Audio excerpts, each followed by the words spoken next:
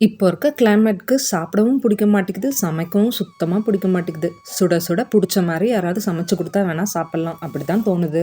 Night தூக்கம் வருதோ இல்லையோ, காலையிலைக்கு மேல தான் சூப்பரா தூக்கம் வருது. அதனால எழுந்ததே கொஞ்சம் லேட்டு தான். தோசையும், தேங்காய் சட்னியும் மட்டும் சிம்பிளா பிரேக்ஃபாஸ்ட்க்கு செஞ்சாச்சு.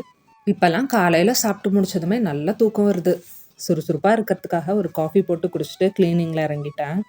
இந்த ஆயில் வைக்கிற ஸ்டாண்ட்ல ஏதோ ஒரு பாட்டில்லேருந்து லீக்கேஜ் ஆயிருக்கும் போல. ரொம்ப நாளாவே ரொம்ப ஆயிலியா தான் இருந்தது. கிளீன் பண்ணணும்னே நெனச்சுட்டு இருந்தேன். இன்னைக்கு ஃப்ரீயா இருக்கனால கிளீன் பண்ண ஸ்டார்ட் பண்ணிட்டேன். ஸ்டாண்ட நல்லா சோப் போட்டு வாஷ் பண்ணி ட்ரை பண்ண விட்டுட்டு, அது ட்ரை ஆயிட்டு இருக்க கேப்ல அதில வச்சிருந்த ஆயில் கண்டெய்னர்ஸ், உப்பு ஜாடி இதெல்லாம் நல்லா தொடச்சு வச்சுட்டேன்.